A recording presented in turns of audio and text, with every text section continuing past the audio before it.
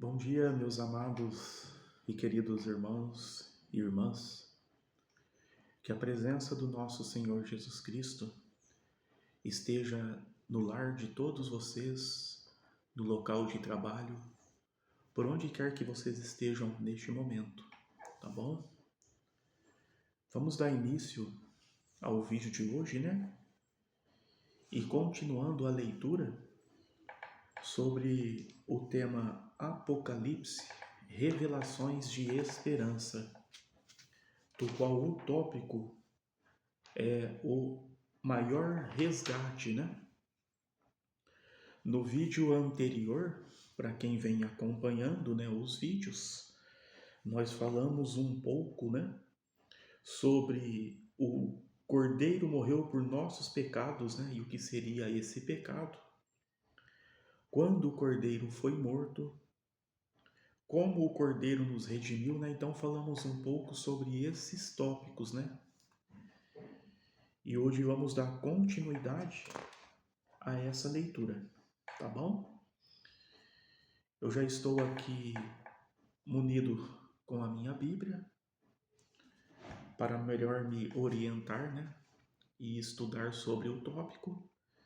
E espero que vocês também estejam com a Bíblia de vocês aí em porte, tá bom? Caso não estejam, eu estarei lendo, né?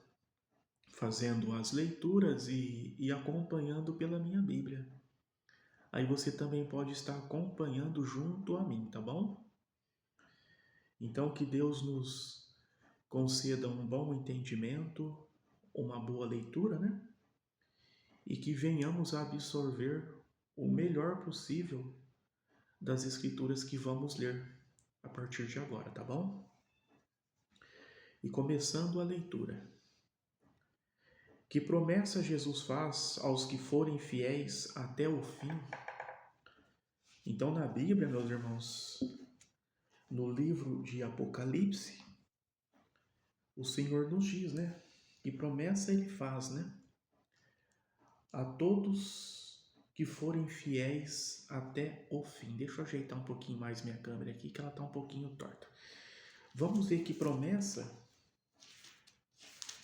se foram feitas, né? No livro de Apocalipse, capítulo 2, versículo 10, nos fala assim, ó: Não tenhas medo das coisas que está para sofrer. Eis que o diabo estará lançando alguns de vós à prisão, para que sejais plenamente provados, e para que tenhais tribulação. Por 10 dias, mostrar-te fiel até a morte, e eu te darei a coroa da vida. Então, o que acontece, meus irmãos? Qual é a promessa do Senhor Jesus Cristo, né, aos que forem fiéis até o final, né? Aqui, a promessa dele qual é? Que tenhamos força, né, durante as provações, durante as tribulações que o inimigo vai lançar sobre todos nós, né? E a promessa que ele tem ao que seria? Que ele vai nos dar a coroa da vida, né? A vida eterna. Então vamos nos mantermos firmes, vamos todos os dias nos alimentar da palavra de Deus, vamos todos os dias ler, estudar a Bíblia e adquirir o conhecimento e a sabedoria divina, né? Para que tenhamos força e fé para vencermos as tribulações e as provações que vierem sobre as nossas vidas, né? E continuando a leitura, né? Deus quer nos libertar de todo mal, sofrimento e dor, mais do que simplesmente solucionar situações emergenciais. Ele oferece a restauração total do ser humano.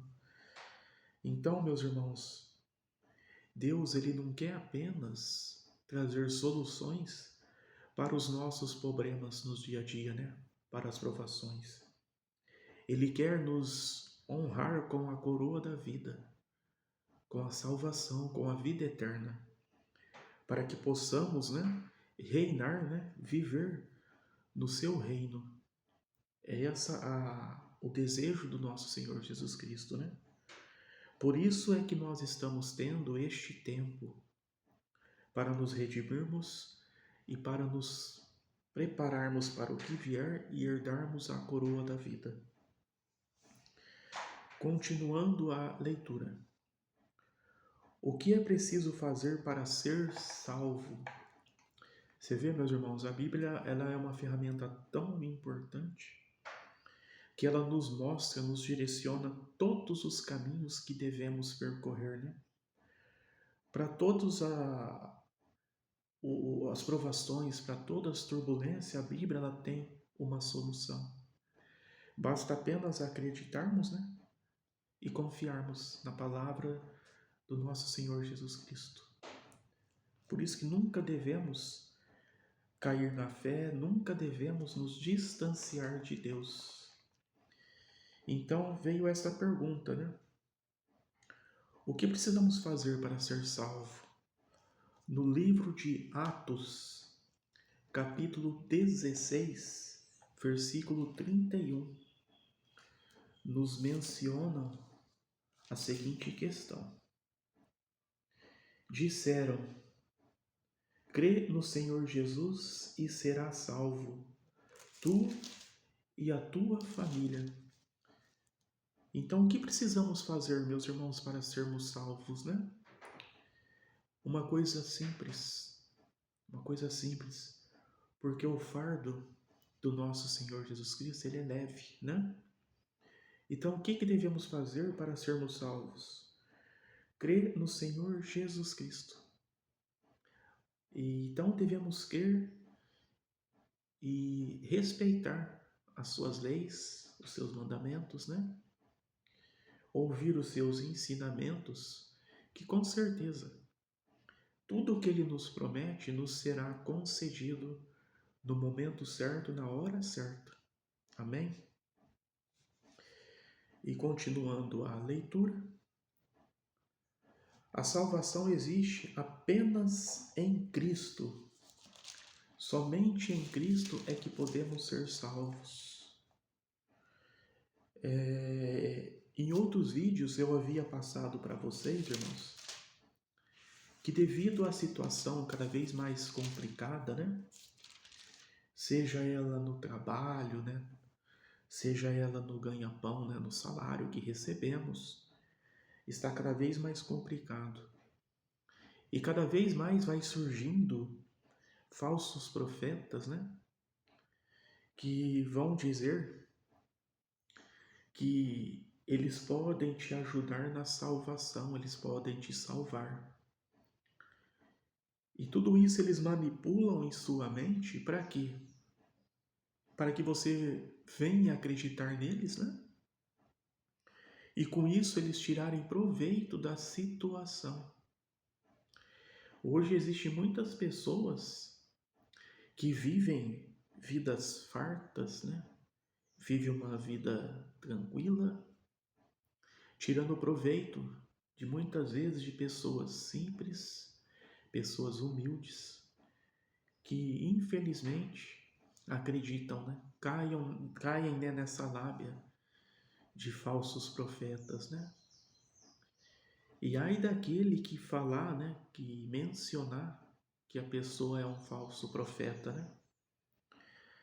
Então, o conselho que eu dou a vocês, irmãos, é para que leiam sempre a Bíblia, para que tirem conhecimento e peçam sabedoria ao Senhor Jesus Cristo, que com certeza Ele vai te conceder e vai iluminar a sua mente para que você consiga enxergar estes falsos profetas, né?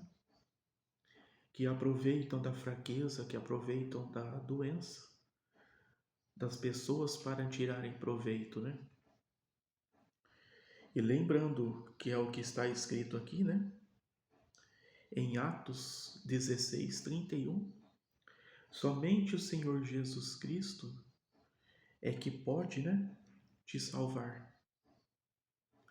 E quando lemos isso, né, que é o Senhor Jesus Cristo que pode te salvar, nenhum momento fala que você tem que dar riquezas, que você tem que dar dinheiro e pagar para comprar a sua salvação. Não, pelo contrário. Em Atos é mencionado que devemos crer no Senhor Jesus Cristo, né? E quando nós cremos em um Deus vivo, em um Deus verdadeiro, automaticamente, em comunhão com o Espírito Santo, ele vai fazendo dentro de cada um de nós, né? Ele vai nos mostrando o que devemos fazer, quem devemos ajudar, quem devemos acreditar, onde devemos buscar fonte de inspiração. Tudo isso o Senhor Jesus Cristo vai nos mostrando através do Espírito Santo o caminho que devemos fazer, não é verdade? E continuando a leitura, né? Portanto, crer em Jesus é manifestar fé naquele que é o único caminho que nos conduz aos céus. No livro de João, capítulo 14, versículo 6, nos fala assim, ó. Jesus disse-lhes: Eu sou o caminho e a verdade e a vida. Ninguém vem ao Pai senão por mim. Então, para nos aproximarmos de Deus, para chegarmos a Deus, primeiramente devemos nos aproximar de Jesus Cristo. Pois somente através dele é que vamos chegar ao nosso Deus, né? Chegar à salvação e sermos dignos da coroa da vida. O ato de crer envolve o ser humano todo e se reflete de modo prático o dia a dia do seguidor de Cristo. Em Tiago 2, capítulo 2, Tiago capítulo 2, versículo 17 ao 19, na Bíblia nos fala assim, ó. Assim também a fé, se não tiver obras, está morta em si mesma. Não obstante, alguém dirá: Tu tens fé e eu tenho obras. Mostre-me a tua fé, a parte das obras, e eu te mostrarei a minha fé pelas minhas obras. Crês tu que há um só Deus? Fazes muito bem. Contudo, os demônios creem e estremecem. Então, meus irmãos, em Tiago, né, nos mostra aqui uma situação em que devemos fazer obras, né? Fazer obras, será que consiste? Um exemplo, tá? Que eu vou passar. Será que consiste em ir em uma igreja e dar dinheiro? E dar ofertas? Será que essencialmente deve ser feito isso em uma igreja? Né? Quando na verdade, fazer obras pode ser da seguinte maneira: você vê uma família necessitada, você vê um vizinho seu passando uma necessidade, um amigo, um familiar, e você vai lá e ajuda de alguma forma. Isso não caracteriza uma obra? Você não fez uma obra com o seu próximo, né? Quando você ensina alguém, que nem eu estou fazendo, estou lendo a Bíblia, estou passando orientações a todos aqueles que querem ouvir, que querem absorver conhecimento. Isso não caracteriza uma obra? Eu não estou de alguma forma ajudando ao meu próximo? Então eu acho assim, ó, cada um ajuda o seu próximo da forma que te convém, da forma que você pode. Por isso que o propósito de Deus, né? E o propósito de Jesus Cristo na vida das pessoas, cada um tem o seu propósito. Existe o propósito das pessoas que podem ajudar financeiramente. Existe o propósito de pessoas que podem ajudar de uma forma física, de uma forma conversando, orientando. Cada um tem o seu propósito, cada um tem a sua forma de ajudar.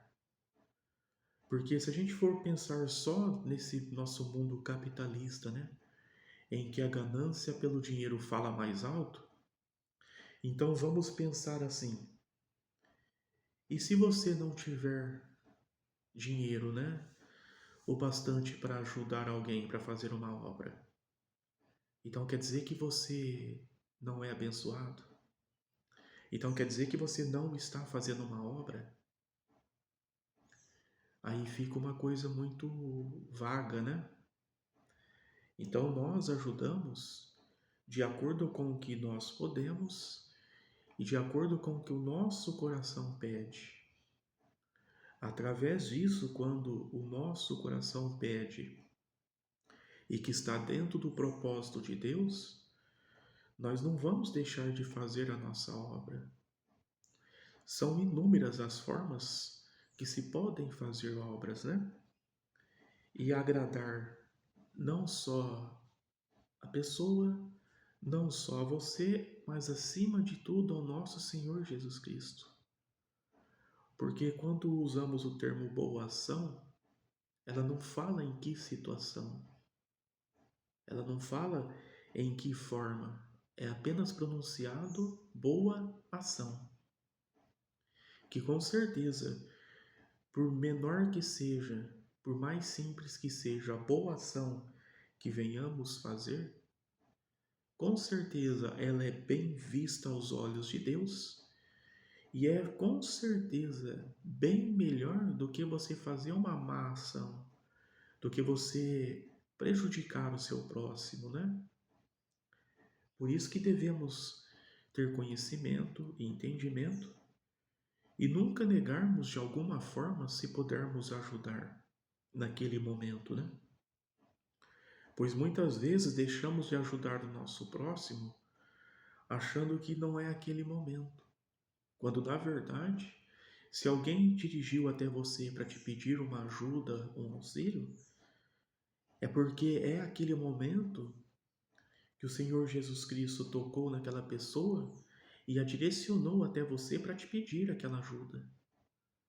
Então, quando alguém nos pede uma ajuda, devemos de todas as formas analisar, refletir e ver se aquilo condiz mesmo, se aquela pessoa está mesmo naquele momento precisando daquela ajuda. E se sentirmos que devemos ajudar, então assim o faça, ajude-a, né? E continuando a leitura. Como nossos pecados são cancelados? Como será que os nossos pecados são cancelados? Continuando aqui no livro de Atos, né? Deixa eu voltar lá para Atos, que nós havíamos parado em Tiago, né? Deixa eu voltar lá para Atos, bem no comecinho de Atos, capítulo 3, versículo 19. A Bíblia nos diz assim, irmãos e irmãs: arrependei-vos, portanto, e dai meia volta, a fim de que vossos pecados sejam apagados, para que venham épocas de refrigério da parte da pessoa de Jeová. Então, como nossos pecados são cancelados? Muitas vezes, meus irmãos, o inimigo, ele arma armadilhas, né? Sobre a nossa vida, sobre a nossa estrada, por onde percorrermos. Eles nos lançam pratos fartos, né, de pecado, porque Ele sabe quais são os nossos desejos, Ele sabe quais são as nossas necessidades. E por muitas vezes Ele usa isso de artifício para que venhamos a cometer o pecado. Então, como nossos pecados podem ser cancelados, né? Quando nós percebemos que algo ali está errado, que algo ali foge da doutrina das leis de Deus. E ali o que nós fazemos? Brincamos, paramos por ali, damos meia volta, né? E não demos sequência. Não vamos dar sequência àquilo que está acontecendo, né? Somente assim é que vamos retardar, né, o pecado, né? E vamos cancelá-lo. Ainda não vamos dar sequência. E continuando a leitura, na linguagem bíblica, arrepender-se significa sentir tristeza pelos erros cometidos e decidir mudar de atitude. Essa é a condição bíblica para que nossos pecados sejam cancelados. Assim, a pessoa arrependida começa a ver as coisas como Deus a vê. Então, meus irmãos, eu vou parando por aqui hoje, tá bom? A nossa leitura. No próximo vídeo continuaremos com a nossa leitura. Eu vou fazer um encerramento agora com uma oração do Pai Nosso. E eu gostaria que vocês também fizessem e acompanhassem junto a mim, tá bom? Eu vou convidar a todos vocês que estão vendo esse vídeo a fecharem os seus olhos e orar junto comigo, tá bom? Pai nosso que estais nos céus, santificado seja o teu nome, venha a nós o vosso reino, seja feita a sua vontade, assim na terra como no céu. O pão nosso de cada dia nos dai hoje, e perdoe as nossas dívidas, assim como nós perdoamos aos nossos devedores. E não nos deixes cair em tentação, e livra-nos de todo mal, pois teu é o reino, o poder, a honra e a glória, hoje, amanhã e para todo o sempre. Amém. Graças a Deus. Meus irmãos, obrigado a todos vocês que vêm acompanhando meus vídeos, que vêm absolvendo aí para vocês o conhecimento da leitura, os ensinamentos. Espero que esteja sendo de grande utilidade a todos vocês. Então eu desejo que o nosso Senhor Jesus Cristo derrame a sua bondade, a sua misericórdia e a vossa bênção na vida e no lar de todos nós, né? De todos vocês, para que possamos cada vez mais nos aproximarmos de Deus e glorificar todos os dias o seu santo nome e agradecer a Ele por tudo de bom que Ele tem nos dado, pela saúde, pela força, pela fé, né? Para que venhamos nos aproximar cada vez mais dele e herdarmos a coroa da vida. Um grande abraço a todos vocês e que Deus abençoe. Amém?